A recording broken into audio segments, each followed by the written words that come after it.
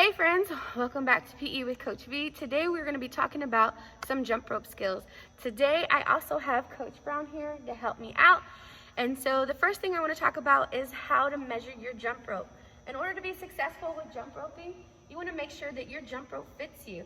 If your jump rope is too long or if it's too short, then you're going to have a hard time with jump roping.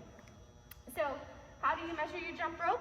You're going to stand on the middle of your jump rope, and you want to make sure that the handles come to your armpits. If they come just above, that's fine. But anything up to your ears or anything too low down here, it's not going to help you be successful in jump roping. So make sure that you have the right size jump rope. Now let's talk about when we're jumping. When we're jumping, the jump rope is not very big. So you don't have to jump very high to get over the jump rope. You just want to jump this much off the floor to clear the jump rope, all right? So when you're jumping, sometimes the tendency I see is my students will jump really high and then they're wasting a bunch of energy, all right? Or they're stomping their feet. When you jump, you want to land lightly, all right? So first things first, when you're jump roping, you want to start with the jump rope behind your feet. It should be touching the back of your legs. Before I go any further though, also, if you're jump roping at home, make sure you're in a safe space. You want to make sure you have enough room in front of you, enough room behind you, and even enough room above you. You don't want to hit any ceiling fans or any lights. The best place to be practicing jump roping would be outside, ideally, but if you're in a safe place and you have permission from an adult, then you can go ahead and jump rope inside. So if you see Coach Brown has the jump rope behind her just like this, and then she's going to bring her handles together like it's a book, and then she's going to open up the book, and when she opens up the book, the jump rope is going to come over her head. So there we go. She's not jumping very high to get off the ground, all right? And she's doing one single jump. If you look, her elbows are tucked in. She doesn't have her hands out wide. If you start jump roping and you have your hands, they start gradually going wider and wider, the jump rope gets higher and higher, and it makes it hard for you to jump over.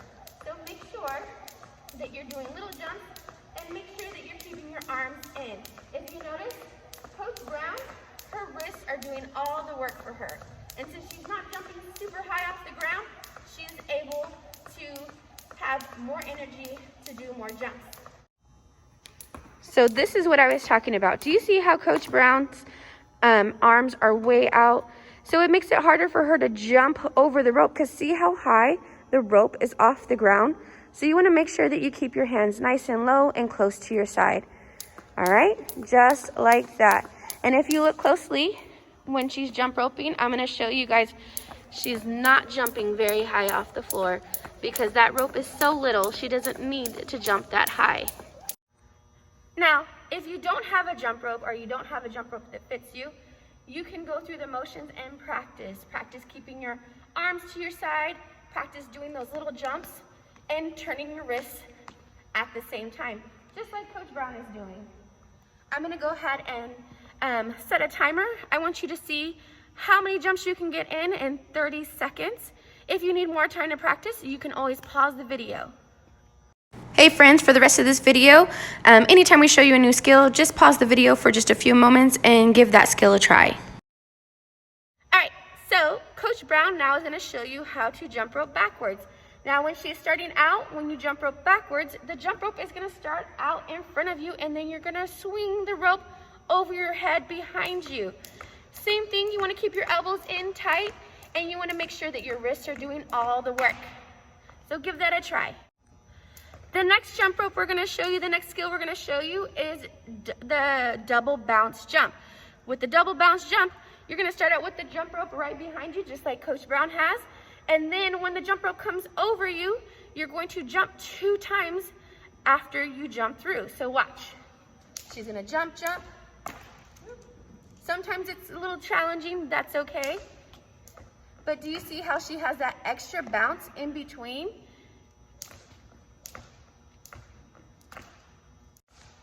Some tips I'll give you on double jumping is you have to slow down a little bit all right? Because you need time to get that extra jump in. So give that a try. The next movement we're gonna talk about is the bell jump. A bell jump is where you're jumping back and forth. So if you look at that tape, you'll be able to see that Coach Brown's legs or feet land on the other side each time she jumps. So you're just going back and forth, all right? She's not taking huge jumps. She's not wasting her energy. She's doing small little jumps, and that is the bell jump when you're going front and back. The next skill we're gonna go over is the ski jump. Instead of going front and back like we did with the bell, she's gonna go side to side. She's gonna do little jumps, just like that. So she's going side to side. Notice how she's doing small jumps. She's not going super far. She's not picking her knees up high. She's still doing those little jumps. All right, the next skill we're gonna talk about is the jumping on one foot. Now when Coach Brown gets started, she's gonna start forward jumping. And then when she gets her rhythm, she's gonna pick one foot up and start jumping. Do you see? She's also switching feet. So give that a try. The other skill is the jogging and jumping. She's starting out with a single jump, and then she starts jogging when she gets her rhythm. Look at her go. Good job, Coach Brown. So it's like you're running in place. If you guys enjoyed those activities, make sure you hit that subscribe button. And for more resources on PE with Coach V, follow me on Twitter and Instagram. Bye!